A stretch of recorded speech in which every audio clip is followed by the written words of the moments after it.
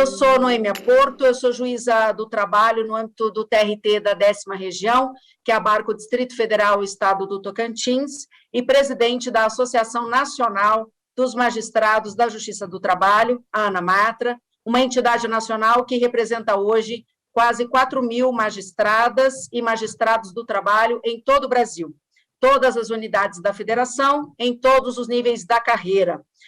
Somos uma entidade nacional e compreendemos que o debate relacionado ao trabalho em frigoríficos ganhou uma proporção nacional e internacional, de maneira que transcende o interesse específico de apenas um município ou apenas um estado da federação. E é por isso que, na condição de entidade nacional, nós nos colocamos para esse debate. E eu acredito, nesse momento, que é importante mencionar que, embora a pandemia que nós estamos vivendo, do novo coronavírus, da Covid-19, e, claro, a atuação pertinente do Ministério Público do Trabalho, das entidades sindicais, dos auditores fiscais do trabalho e da Justiça do Trabalho, ou seja, a atuação de todo o sistema laboral, tenha conferido visibilidade, como eu disse, nacional e internacional, a questão da segurança e da saúde no trabalho em empresas de abate e processamento de carnes e derivados, ou, na verdade, quanto à falta de segurança e saúde, o problema transcende os tempos de pandemia. Não é uma questão relacionada exclusivamente ao tempo extravagante que nós estamos vivendo. Os graves problemas de adoecimentos provocados pelo modo de produção são anteriores à pandemia, ficaram evidenciados, ou eu diria, sobressalentes durante a pandemia, e o que se pretende debater é como nós, como sociedade civil, vamos corrigir, alterar, e sair desse ciclo de produção de doentes que marca a história desse segmento econômico no Brasil. E aqui a gente, numa audiência pública, precisa atuar com toda a sinceridade de argumentos. Falando do campo da magistratura, vale dizer, da experiência que os magistrados e as magistradas do trabalho têm nos casos judiciais, nos casos concretos por todo o Brasil, quais são os temas que nós lidamos? Isto é, quais são os temas que nós julgamos relacionados a esse segmento econômico há muito mais do que 2 ou 3 décadas. Os temas são desrespeito aos limites da jornada de trabalho, o desgaste do corpo do trabalhador e da trabalhadora, impostos por ritmos extenuantes de labor, e ainda situações que nós já julgamos de assédio moral, e agora, mais recentemente, a questão da contaminação pelo novo coronavírus. Esses temas, infelizmente, senhoras e senhores, são constantes na realidade concreta do trabalho em frigoríficos e que chegam à apreciação do Poder Judiciário brasileiro. Observando esse quadro, que inclusive, como eu gosto de ressaltar, já expõe a imagem do Brasil na cena internacional,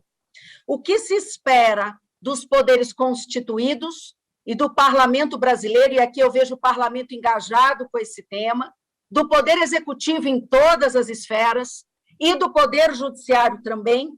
é que possamos nós dar respostas satisfatórias em favor da preservação da vida, da saúde, do equilíbrio ambiental e do desenvolvimento econômico sustentável, observando-se a tendência mundial de valorização do discurso e da prática da sustentabilidade. Todos os países capitalistas e capitalistas avançados já incorporaram o discurso da sustentabilidade ambiental, trabalhista e cultural. O Brasil não pode ficar atrás, ainda mais num segmento econômico que pretende e fala no campo internacional. E não é sustentável, senhores e senhoras, o desenvolvimento econômico que ignora a situação concreta da produção exponencial de doentes em razão do modo como a produção de frigoríficos se organiza. E eu diria mais, voltando à questão da pandemia, me parece absolutamente impertinente falar-se na reformulação da NR número 36, justamente na situação excepcional que nós estamos vivendo nesse momento. E vejam, a linguagem, ela nunca é neutra. A linguagem, ela sempre quer dizer algo extremamente marcado por ideologias. Então, quando se diz que a revisão de normas regulamentadoras visa a uma mera harmonização, a um mero equilíbrio de texto, isso não é fidedigno quando, no caso da NR36, o objetivo é atingir as pausas regulamentares que, até o presente momento, são obrigatórias em relação aos trabalhadores e às trabalhadoras. Bem, o advento da NR36, que na história brasileira podemos dizer é relativamente recente, uma década é muito pouco para experimentar um avanço no campo do meio ambiente laboral. Meio ambiente é algo que se analisa em décadas e não em anos. Bem, a NR36, ela pode não ter resolvido, até pelos relatos que fiz aqui dos casos judiciários, ela pode não ter resolvido uma vez por todos os aspectos complexos que estão envolvidos no trabalho em frigoríficos, como, por exemplo, a questão dos movimentos repetitivos, controle rígido das pausas para descanso, metas de produtividade numérica e outros problemas.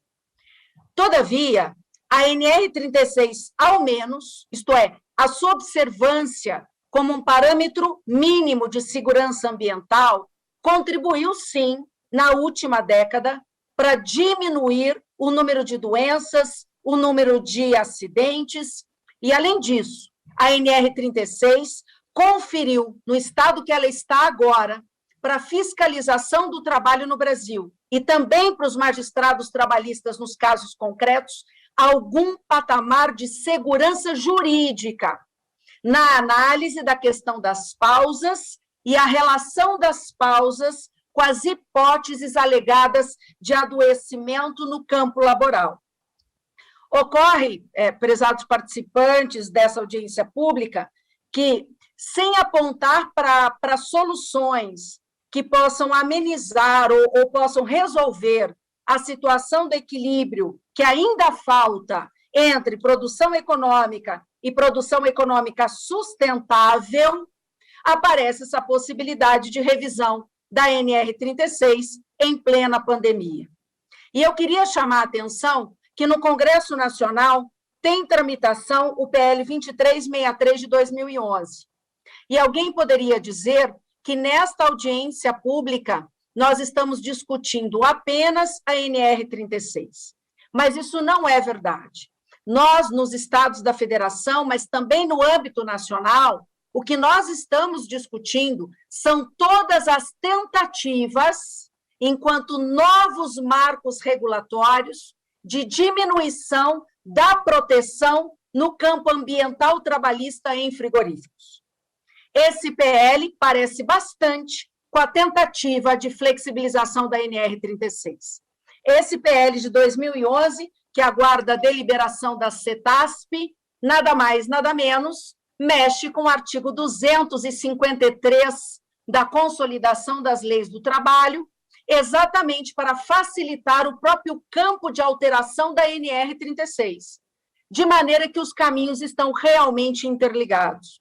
E é bom ressalvar que esse PL ressuscita o tema que estava na medida provisória número 927, editada em tempos de pandemia, num conteúdo que não prevaleceu dentro do Congresso Nacional.